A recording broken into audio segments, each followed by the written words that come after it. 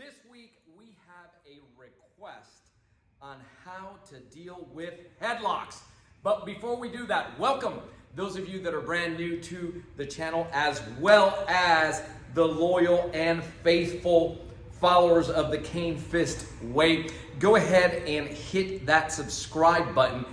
Hit the little bell icon as well so that you don't miss anything. And we're in the week, next week is our winter cane immersion here at the Miami headquarters. And that's where caners from all around, they're coming in for some hands-on training. And this one is going to be covering the American cane boxing curriculum. And what I'm going to do, we do cover their headlocks. So I think this is going to serve not just to serve you guys with your requests, which I appreciate, but also to give a glimpse to those that are coming in of one of the topics we are going to be covering here.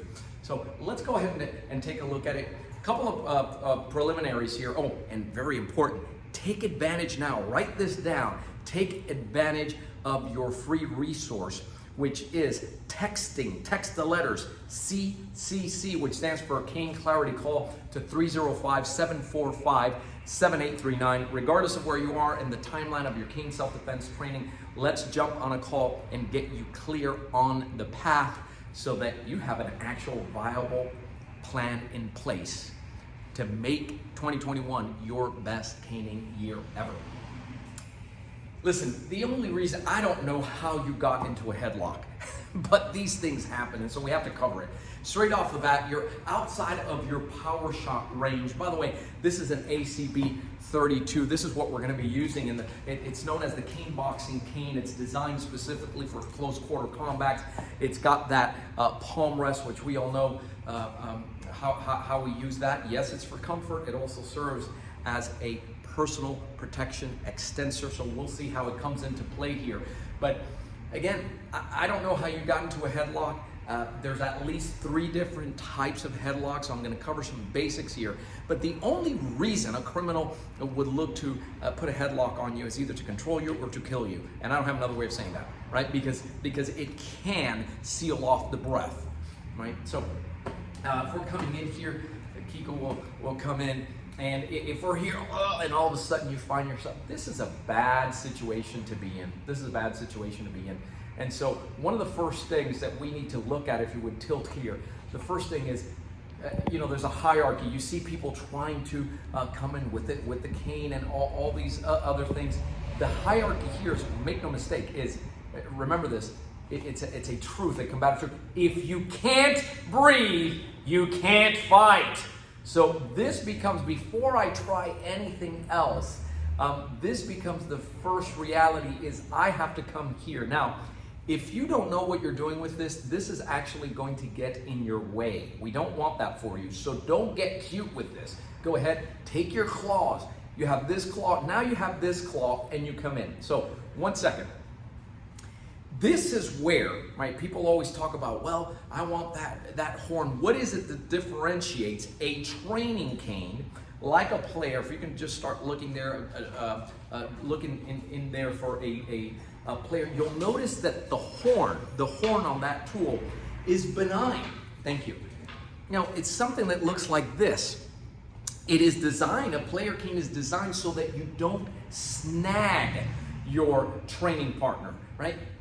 Which, in a situation like this is where something like either one of those, so if you have some, this is a Silent Night, any one of the hybrids, see what the horn is like, right?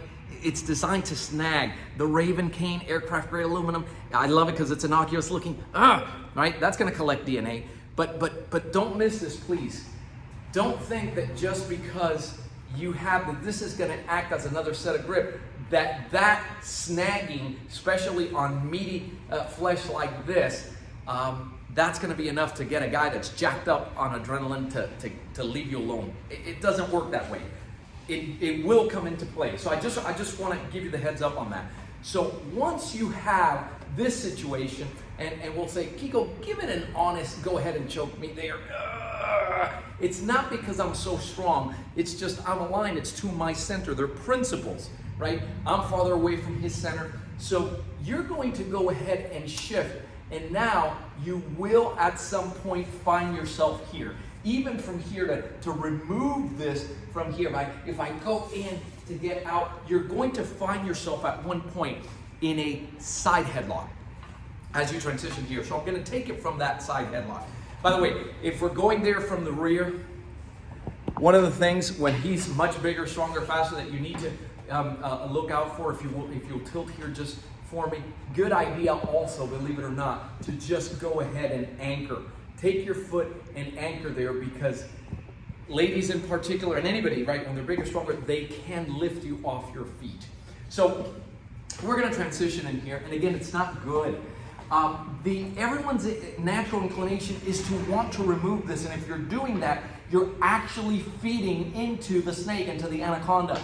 This actually, right, seals off the breath. So you want to turn to the inside, and you want to fax your hand and cane at the same time. Now, this is where things like that palm rest, personal, here, see how that works?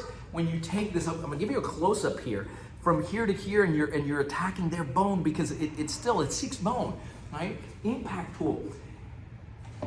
Once you have this mechanism in here, go ahead and pull up, and I fax. He can do this all day long because I can still breathe. Okay, now once he starts seeing this is ineffective, you can just go in here and turn that to the inside. Now you can go ahead and come down. I'm going behind the elbow. And guys, this is valid. See how quickly he moved his head from there? That's valid. Bringing him all the way down, that's valid. Separating and coming into power shot mode, that's valid. Notice that all of my shots are designed to incapacitate. I never, when his head is down here, you don't see me take this and go bang, right? Right to the head. That's not what I preach. That's not what I tell you guys to do. Only you can determine if that is warranted. But I'm telling you that once you do this and you're going here, right? If he is no longer a threat and you're doing this, you're going to be held liable for that. That's another way of saying that you live in a society that's governed by laws, right? So, what are some of the what ifs that can happen here? What ifs? The minute he starts seeing that this is not effective in strangulating, he may very well let go and begin this. Not good, right? Because our priority is to protect here. If you can't breathe, can't fight. Second thing is, I need to stay conscious. He hits me. One good shot, that's enough to disorient me. Then he can do whatever he wants. So once I do this, he pulls back. I need to quickly intercept that arm. And now with this here, several things. I still have it where I can press right on that horn. Oh, but what if I don't have one of those canes? Then you got to get really good. Because I'll let you in a little secret. It's not the cane, it's the caner. And training is the equalizer, right? So I can make it happen either way there. Thank you for letting me off the hook on that one. Coming in here. The other thing is, the other way that this comes in, once you've sealed off, yes, here, tilt a little bit down. If you were to find yourself in this situation, you stop this, right? And you want to come in here, it's not the groin that you're going to hook with this. You're going to connect and snag. That's different. Folks, I can't emphasize that enough. Caners love to talk about this going around. It's great because you can hook. I would love for you to replace hooking with snagging. This is not designed to feel comfortably around anybody's neck.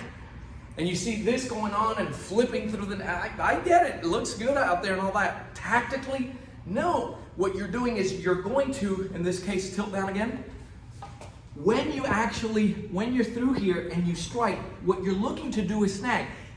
You want the cane away on the hand furthest away, because if I have it here, I do this and I go here. He can't take with that hand, put it on the cane. Now you got another set of problems.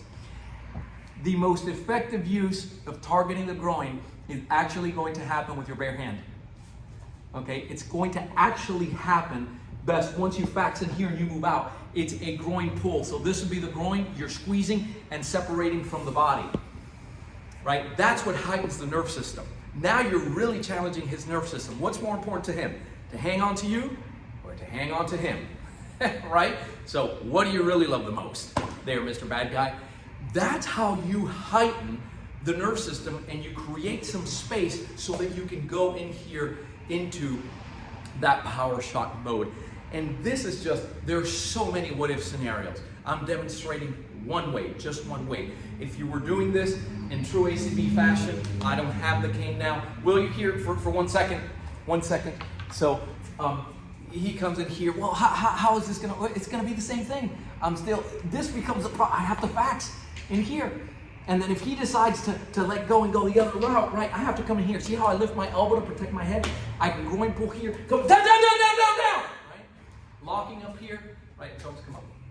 The spot remains the same, whether you have your cane or you don't. It's about a thumb width up here, right? You see the lock, tap, tap, tap, tap, tap, tap, tap, right, when you do it right. Boy, those of you that are coming in here next week, I'm excited for you because it's a painfully gentle touch that you're going to be experiencing. All right, I'm looking forward to it. Very excited. So, guys, thanks for your requests. You can keep those coming, and we will try to accommodate as best as possible. But the best thing you can do for yourself, if you're just coming to this, you're just learning of it, or you've been watching video for a while, you're trying to be a YouTube caner, that's not the way to go. There's a way to do it correctly, properly, from the onset. It's actually what's going to save you time, money, and frustration, is to really get with the blueprint, get with the structure, get with the curriculum, get with the professionals, the Certified Cane Empowerment Coaches, ACSD. They can have their eyes on you, give you the support, the guidance, the accountability, because I got news for you, you're going to need correctives. You're going to have somebody say, no, it's not like that, it's like this. You can't do it any other way. And we know how to deliver this. We've been doing this for decades, right in the comfort and safety of your home. Those of you that are coming to Immersion next week, I'm looking forward to it. I'm excited. Everybody else, thank you so much for watching. Keep caning. Stay safe.